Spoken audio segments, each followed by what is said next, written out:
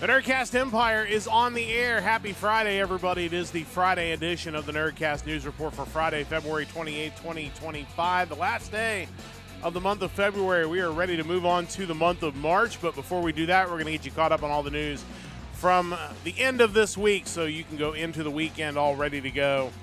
And we have a few worthy news items today as we had Pokemon Day yesterday, which we will certainly be spending a little bit of time talking about today. Of course, we've got a WWE Premium Live event coming up tomorrow with the Elimination Chamber, and that could be interesting to say the least. And a few other news items as well to wrap up your week as we head into the weekend. Joining me in the studio, as always, is Mike. Mike, how's it going? It's going. Yeah, Pokemon Day came and went. I believe there are still some events going on within all of their different interactive properties that you can go and enjoy. It's wild watching the Pokemon Presents from Pokemon Day. It's just, no matter if there are a lot of announcements that interest you or not, you can't help but kind of be floored by just how many properties they have and how many projects they have ongoing. It's a machine, man. It's wild, and that and so many other things to talk about today. I'm excited for it. Yeah, there's certainly a lot going on, especially as it surrounds Pokemon Day and Nintendo and everything that's going on. It's going to be a busy few months for that entire company, and this was kind of felt like the kickoff to what is going to be a big 6 weeks ahead as we kind of count down the days and hours until the big direct at the beginning of April. But let's jump right into the fallout from Pokemon Day. Of course, as always, February 27th, Pokemon Day. They had another Pokemon Presents event, and I know you had the chance to watch it, and we've got a press release that we'll show you and a couple of other articles that were written about it. First off, as I think I said the other day, kudos to Nintendo for making all of their assets available to download. It makes doing thumbnails for these things very easy. But also, as you watch different content creators, you wonder why the same images show up in all of them. That's the reason why, because Nintendo does make it really easy just to download images and use for your media. So kudos to them. Everybody should do that. That makes life a lot easier. But yeah, a couple of big things, kind of linchpin the event. I think there's a few smaller announcements as well that are going to get people excited. As you look across the entire event, what do you most take away? What are the things maybe you're most excited about, or you think other people will be most excited about out of Pokemon Day? Yeah, there were really two announcements that I think will probably have the most traction. A lot of people going into this were excited to see where we are with Legends ZA, like when's that going to be coming around, and maybe seeing some gameplay, because what they showed us initially a year ago now wasn't a whole lot. You were still kind of speculating, when does this game take place? Where am I going? What am I doing? As a follow-up to Legends Arceus, which was really well received, what are they going to do to kind of tweak the gameplay and give you a new experience? And we found out it's going to be releasing late 2025. The game seems to be set in a not-so-distant future in Lumiose City, one of the main hubs from Pokemon X and Y. The concept is basically the city's undergoing this redevelopment plan to allow humans and Pokemon to coexist in the city together. It's going to feature numerous wild zones, at least 8 of them, where within the city there's going to be areas with increased depth of Pokemon. You can traverse on top of buildings, which is kind of wild. They did show the starters, which include 2 from Generation 2, Chikorita and Totodile, and then 1 from the Black and White generation, Tepig, the Fire Pig. What kind of caught my attention was that it has more of a action RPG style gameplay to it, where you're running around freely on the field with the Pokemon around you. Kind of like Legends Arceus, it looks like the Pokemon can actually notice you and attack you personally. But unlike Arceus, when you actually got into the battles, with this game, it looks like you're actually maneuvering your Pokemon, and when you're using techniques, they take time to cast. There's ranges that they can hit. It truly does feel like that next step forward as far as action RPG play. Kind of weird, and I one thing I've noticed in Legends Arceus was similar in this way is like I feel like they take one step forward in introducing a new element of gameplay, but it's kind of at the expense of something else. And it does at this point kind of seem like you're confined just to the city.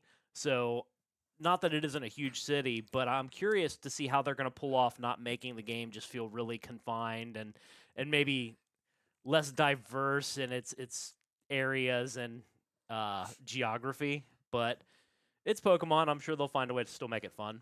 Yeah, and I think we talked about it a little bit last night. Is you do wonder if this is just kind of a way to limit potential frame rate issues, especially Yeah. on the Switch, and whether they're just kind of laying the groundwork for whatever they're going to be able to do when the Switch 2 comes out, as far as maybe expanding the world at that point and not having to worry about the hardware not really being able to keep up with that additional gameplay. Exactly. And one thing we've seen from Nintendo and all their first party stuff is they have the luxury to basically slow play any kind of graphical enhancements or gameplay evolution because whatever they release is still going to sell. People might complain that Pokemon Scarlet and Violet feels antiquated compared to a Pal World, but they still went out and bought it in crazy numbers. Um, Kind of moving on to the other big thing that I found interesting is they announced Pokemon Champions, which is going to be kind of a Pokemon Stadium style game that's going to work on both the Switch and mobile devices with cross platform play, as far as I can tell. You also have access to Pokemon Home through it, so you can transfer Pokemon over from some of your other past games to battle in this stadium type game.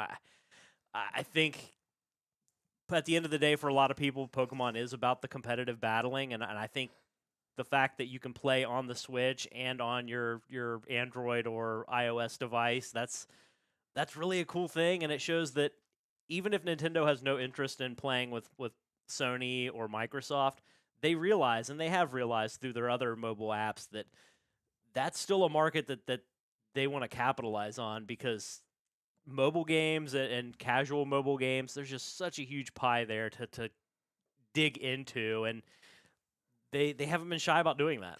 Yeah, and I think that's smart. This feels like kind of, I don't want to say a successor to Pokemon Go, but certainly another type of game where you're going to be able to move around and battle people and be able to take it on the go with you, which I think is something they realized that Pokemon Go has been really wildly successful. Obviously, maybe not to the degree as far as people playing it that they did when it first came out, those first 6 months to a year, but they're continuing to push it. We've mentioned on the podcast that they're doing these events where they're having people at baseball games be able to do these big Pokemon Go events. They're still doing big drops and things like that.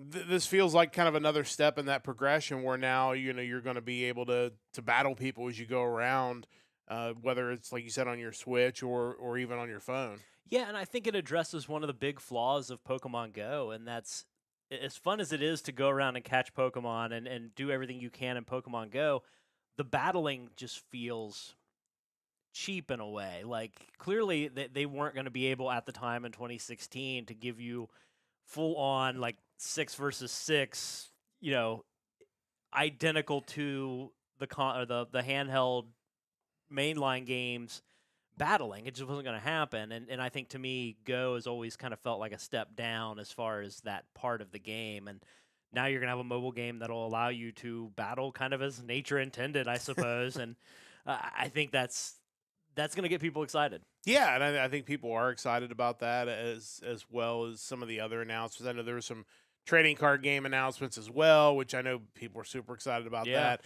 Talking about mega evolutions in some of the games and the trading cards, I guess. Like there's a lot of kind of ancillary news that, depending on what you're really into, and I think that's the best part of this event is that if you're into the games, you've got some great news there. If you're into the card game instead, like sounds like you're doing pretty well there as well. Yeah, that's the thing about it is that, and going into watching the Pokemon Presents, you have to realize that 80% of it might not be anything that interests you. Yeah. And it's that 20% that you're like, okay, finally they got to me. I'm never going to play Pokemon Cafe Remix. That's just not my thing. Or the Pokemon Masters mobile game, or maybe not even Pokemon Unite. That doesn't really intrigue me. But, the trading card pocket game is kind of cool. Getting to open digital packs of cards is fun. Yeah, they did announce a new expansion for that as well. There's something for you, even if it's just the mainline stuff. You're always going to be left wishing there might have been one or two more announcements that catered more to your needs, but they're touching a lot of customer bases in these announcements, and it's just they're a machine. And again, this is kind of the warm up, if you will. I'm sure Pokemon fans don't see it that way, but it is kind of what is going to lead into a big 6 weeks for the company, as you're going to have the announcement of when we're going to see the Switch 2, what we're going to see with the Switch 2. I mean, there could even be more Pokemon IP, announced, or at least confirmed that maybe some of the stuff they talked about yesterday will also be for the Switch 2. We're going to find that out in about 6 weeks, or less than 6 weeks now. So if you're a Nintendo fan, and we both are, I think it's a really exciting time for the company, and I'm really interested to see kind of what happens as we get into the beginning of April. Some really cool stuff from Nintendo, and of course, you can go online and get the full details of Pokemon Day, especially if you're more interested maybe in the trading card side. Certainly some news there for you as well. Let's jump into some other news headlines before we wrap up the week. And this was one that I'm not shocked to see this news, but I'm shocked a little bit about the timing. The news came out yesterday from Twitch CEO Dan Clancy that they are going to be opening up monetization tools to most streamers from day one. As far as I know, we don't have it yet. It would be really cool, but not available yet. Will allow creators, regardless of their status, to grow their communities, start building, earning through direct patronage. It's interesting to me that you had this big announcement last week where they were going to restrict, your storage for highlights and things like that, and people just, kind of had a fit. And I guess the only issue is the people who have that much, storage that they're going to have to delete are also the people that have been monetized and don't have to worry about this announcement. But for the casual streamers like us at this point, and a lot of other people, it's a chance to maybe start making some money off Twitch, which in theory encourages you to do it more, which maybe can help continue to grow your fan base and all that stuff.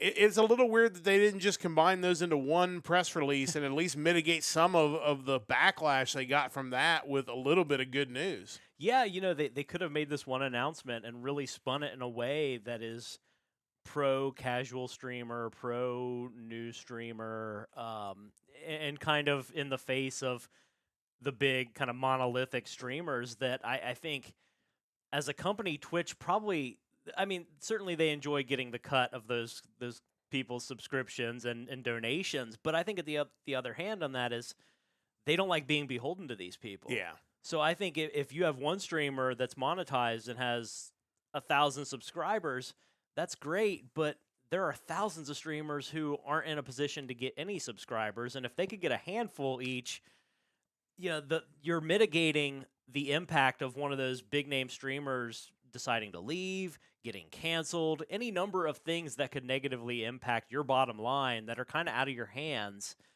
You're now saying, let's instead try to empower the people with smaller audiences so they can contribute to our bottom line. Yeah, it seems like a common sense decision. And the other thing too is, if you look at it even out of the scope, because obviously you've mentioned kind of the big picture situation, but let's look at it from a small picture situation. If you are thinking about getting started in streaming, there's more options now than ever before. You've got YouTube, you've got Kick, you've got who knows what else. There's probably more stuff out there we don't even know about that exists. And you look at the YouTube monetization stuff, and I would suspect, I could be wrong, but I would suspect that YouTube to some degree is going to follow suit. Maybe not everybody's monetized, but my guess is you'll see them kind of lower some of their monetization numbers to kind of compete. But, you're looking at those brands and kind of seeing, like, with YouTube, it's always been a trade-off. Like, you have more people there, a bigger audience, more people go to YouTube, therefore you have the option or the ability to draw a bigger fan base, but the downside is the monetization numbers are so high, it's hard to get in the door and monetize with them because it takes so much stuff to get there. Once you get there, you're golden. It's just going to take a while. With Kick, who really knows? It's kind of the wild west of Yeah. streaming, and it just until they kind of get somebody in there to kind of clean up some of the nonsense that happens over I there. feel like it's the platform that you most hear about when you hear about like the nuisance streamers in Japan and Yes. whatnot. So that's not what you want your company known for. I mean, maybe at first any publicity is good publicity, but at some point, if you want to actually attract a major Twitch streamer who's frustrated with all this, you need to actually be a reputable company with Yeah. reputable streamers. Otherwise, yeah, every time your name comes up, it's some dude, you know, hopping in and out of subway cars without paying, or defacing property, or harassing locals in Japan. Like, that can't be the best way for your company to No. get the word out. So it's, I think it makes a ton of sense. I don't know why it took them this long to kind of come to this realization, and what this is going to look like. Because, I mean, who knows what you would even make off of it. But I think it's, if you want more people using your platform, especially smaller people, this is the way to do it. Give them at least some chance, because let's be real, it's a little bit like playing the lottery. You entice people like, hey, you could win $1 billion. Like, Yeah. you could go move to an island somewhere. In reality, you're just going to probably give the lottery commission a bunch of money, because that's how those things work. The house always wins. Same thing here. Like, yeah, you could be the next big streamer. More likely than not, you might make a handful of bucks Yeah. here and there. But if you're streaming because you love to do it, that's probably fine for most people. But at least gives you the opportunity to potentially make a little bit of money while you get to do something like this. Yeah, if nothing else, the stick's a little shorter and the carrot's a little closer. Yeah. And I think for a lot of people that's enough incentive, even if they still never quite reach the carrot itself. It could be what this makes you decide to stream on Twitch versus a YouTube. For sure. I think we will see that. And if you don't know, if you've never searched, because sometimes we do when there's really nothing else on, there are a ton of people out there streaming to nobody and one viewer and stuff like Yeah. that. I mean, obviously our viewership, comes and goes, and we're grateful for everybody who does come by and check us out, whether live or on the VOD. But there's a lot of small streamers out there, I think, that could really benefit from this and potentially be able to put some money back into their stream that'll help make it bigger and better. So it'll be interesting to see. I will certainly report along when and if we get the option to activate that and what that actually looks like. We'll try to be kind of transparent about it as kind of a news reporting source. Let's jump to some wrestling news. Elimination Chamber coming up tomorrow at the Rogers Center. They're expecting over 30,000 in attendance from home the Toronto Blue Jays for really the last big step before we get to WrestleMania. Of course, we have 4 matches on this card, plus whatever this nonsense with The Rock is going to be. You see on the screen the 4 matches. You've got 2 really loaded Elimination Chamber matches. I think they have the potential to be really, really good. You've got, a women's tag team match involving Trish Stratus in her hometown, and then what could just be a match that probably nobody on the card is going to want to follow, the unsanctioned match between Sami Zayn and Kevin Owens. I guess let's start with the men's elimination chamber matches at the top. You can make logical cases for really everybody in this match to win and main event WrestleMania, but if you're picking that based on your gut, what does your gut tell you that is going to end up happening in this match? If I had to pick one or two top contenders without factoring in any potential storyline nonsense that could come into play in the match, you got to lean Cena or Punk.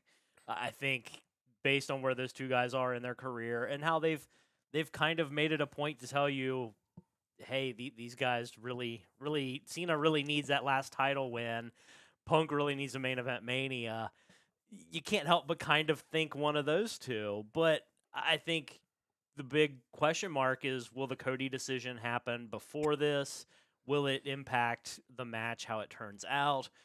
If Cody declines The Rock's offer to purchase his soul or whatever, will that mean somebody else will step up and say, I'll be your champion? Like, do we get a Drew McIntyre as a corporate champion for The Rock ultimately, or Punk, or honestly, one name I think would be kind of wild to be Rollins, just given his history of being the dude who doesn't mind stabbing people in the back and just how opposed to the bloodline he's been up to this point.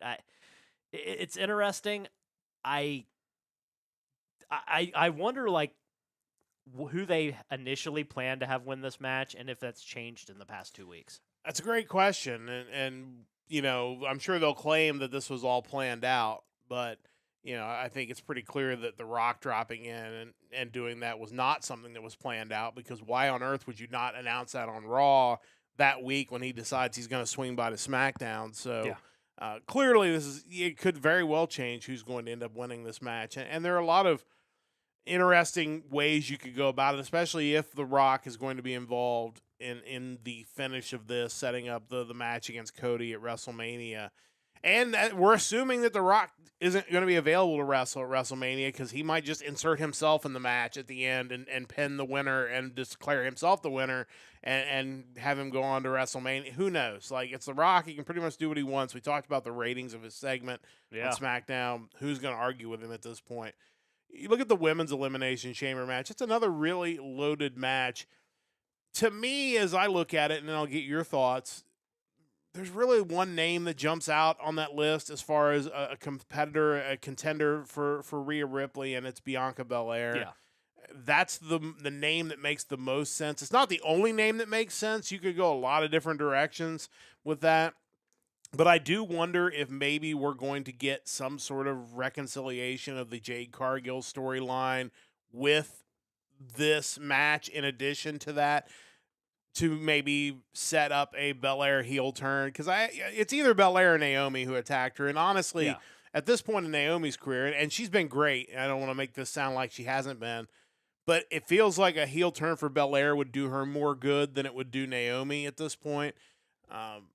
So, potentially coming down to those two, and then some video plays on the screen, which shows, Belair was the one who did it, and then Belair pins her partner and wins the match, and, that's kind of how it ends. But there's also the side of whoever ends up being involved with Cargill might also have to wrestle Cargill at WrestleMania. So there's lots of stuff there. But to me, as I look at those six, Belair is the name that jumps out. That's the match that is a marquee match, I think, that I'd want to see at WrestleMania.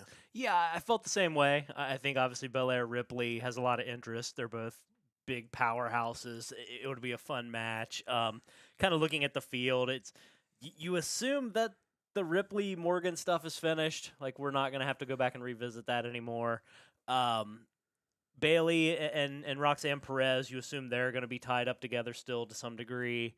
That leaves Naomi, Bliss, and Belair, and I don't see Alexa Bliss winning it. That doesn't make a whole lot of sense as far as building to a title match. Yeah, the Bianca Belair heel turn would also kind of make sense in her relationship with Montez Ford and the Street Profits, given their new attitude. It doesn't even necessarily have to be a heel turn as much as we just want to beat people up and win titles. Like, that's kind of their attitude, and I think that would fit in well for her character as well. Yeah, I don't know any other logical direction they would go besides Belair winning this. Bliss winning feels like Jey Uso winning the Royal Rumble, in that you have somebody who's really popular, whose merch sells really well, and so you go ahead and push them and you put them in this match against Ripley. The only way I could see them doing that, and I don't think it'll happen, because I think you do that with maybe one major match at WrestleMania. You don't do that for two matches. But the only way I could see that happening is if you intend for Ripley to retain, and you're going to tie Belair and Naomi up in the Jade Cargill stuff for WrestleMania. I mean, I love Alexa Bliss. It would be really cool.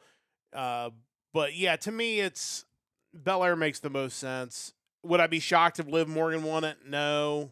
Just because sometimes they have these feuds that never end. And Liv Morgan's been great. Like, no offense to her. Being a tag champion now kind of leads me to think she won't win it also.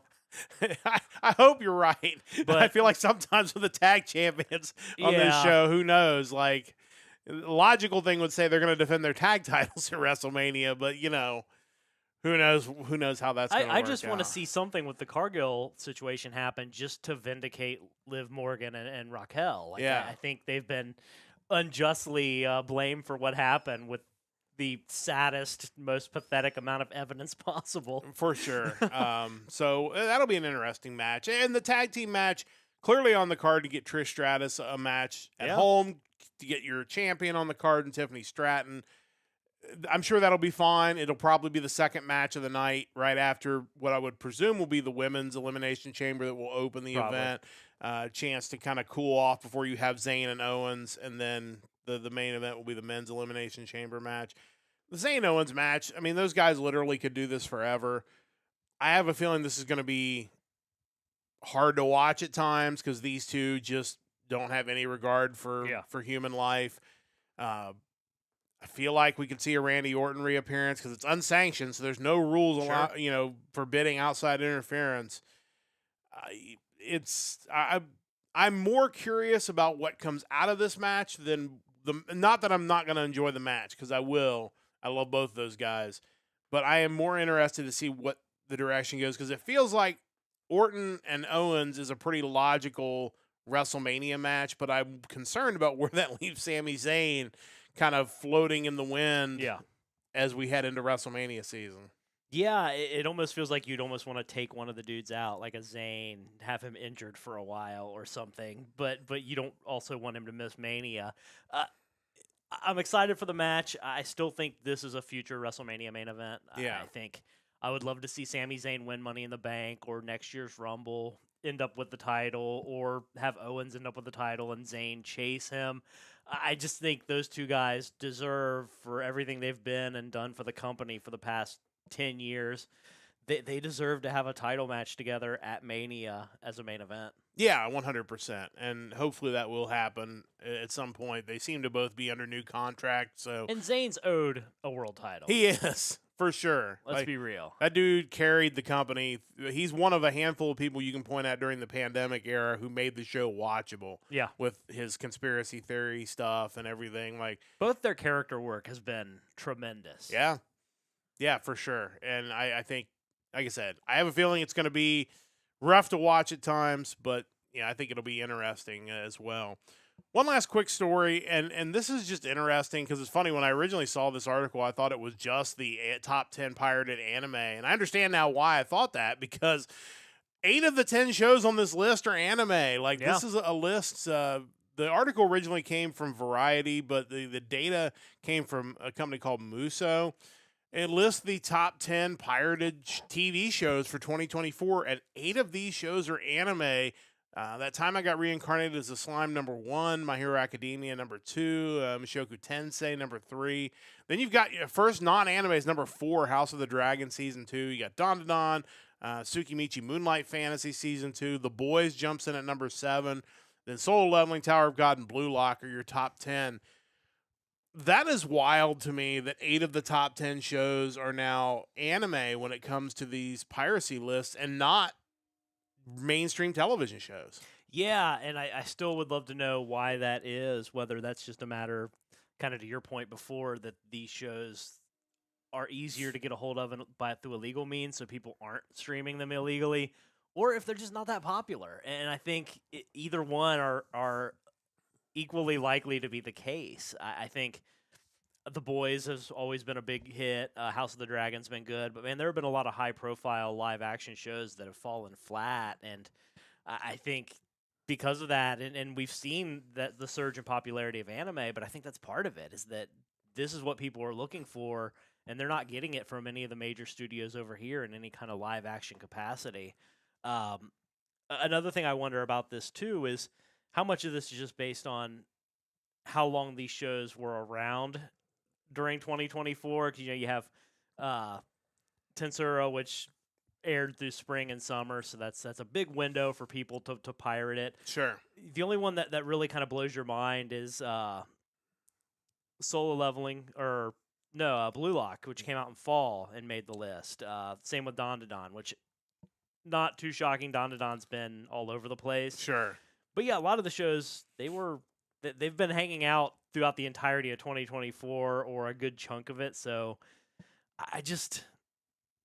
it's still amazing to me that of all these shows, That Time I Got Reincarnated as a Slime still top the list. Yeah, and the Variety article is really good. Got some good charts. Here's one up on the screen if you're watching us on Twitch or YouTube that shows the number of global visits based on different medium, and 117 billion visits for television, which includes anime. Publishing with manga, 79.3 billion, which is notable because publishing without manga is 23 billion. So 50 billion visits are just manga visits, which is just crazy. It's 55.8 to be exact. The other thing you notice is films are down, whether that's the quality of the films. I do think that the fact that most major motion pictures are available on a streaming platform within 2 or 3 weeks of them coming out now has probably reduced piracy to some degree, because it's like you don't have to wait to stream it, Yeah. 6 months until it hits DVDs or Blu-rays. Like it is pretty much out. Sometimes at the same time, in fact, nowadays. But there's just some really interesting data. The visits to piracy sites are up there. You see the publishing piracy counts by country. U.S. leads the way, which you would expect, I think, to some degree.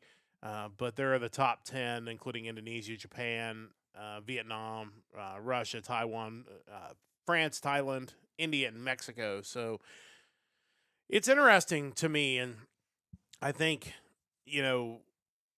that's probably why we're getting these rankings of all the shows that we saw a few weeks ago, the rankings of shows counting piracy numbers, and you can see why they're getting this data now, because clearly this is a problem in Japan, because anime is now the most pirated visual media, and not obviously manga being on the publishing side, but this is something they're going to have to address and quickly, as much as you can, because again, you can't really stop it, but you got to figure out some way to combat it if you can, because it's clearly out of control. Yeah, I was kind of critical of anime.com and Parrot Analytics list because it included all the pirated data, but clearly it's so substantial you can't really ignore it. And that's unfortunate, because I think it's a bigger problem than just anime. It's this idea that I should be able to see whatever I want, no matter how much money it costs to produce and how many people's livelihoods depend on it. I shouldn't have to pay for any of this. It's a mindset that for every 10 people that do that, maybe one of them is actually putting money back into the industry in some way, shape, or form. I think a lot of them will claim they do, but I'd like to see it, because I don't think that's the case. I wonder what the overlap is if we had a Venn diagram of the people who pirate anime and the people who support AI artists. Because to me, they should have a very heavy overlap. Because if you're one of the people online who complain when people use AI, but then you're turning around and pirating anime, you're a hypocrite. Because you're doing the same thing. You're taking money out of the pocket of, yes, you're hurting studios, and yes, studios need to treat their artists better. I mean, all that stuff is 100% true. That doesn't mean that pirating it somehow helps the animators out. Those guys are already making pennies, and now they're making less. And again, this is not to absolve the anime studios of guilt and blame. No, not at all. This is just to say that, you're not helping matters, and all you're doing is just making things even tighter for those people who need support, and that's pretty hypocritical. And it's funny too, there's been a lot of discourse this season about a show like Sakamoto Days not looking good enough, and not comparing in its visuals to something like a Solo Leveling or Don, and it's like, when you see these shows that are also on the most pirated show list, it's like, that's why they don't want to spend Solo Leveling money on every show, because Solo Leveling is the 8th most pirated show out there. It's like they're not even making as much money on it as they should be. What's the incentive to take that risk on every property? It's insane. I wish there was a way for these online forums where you had to put on your profile, like, yes, I pirated this show. Yes, I, buy AI art of this show. Like, I just want to see like how hypocritical you are when you go running to Anime News Network or wherever and rip a show's animation style, but they're like, well, I didn't pay to watch it. I pirated it. Like, Yeah. Come on, guys. Like, that's the reason this stuff happens. That's the reason stuff gets delayed. All this stuff is just because there's so much money being lost in the industry. And again, at some point, studios will decide it's just not worth it, and you're not going to get your favorite shows adapted anymore. And it feels like that day may be coming sooner rather than later, just because of just a lot of macroeconomic conditions that are far too long to get into on this news podcast. But just a fascinating article, honestly.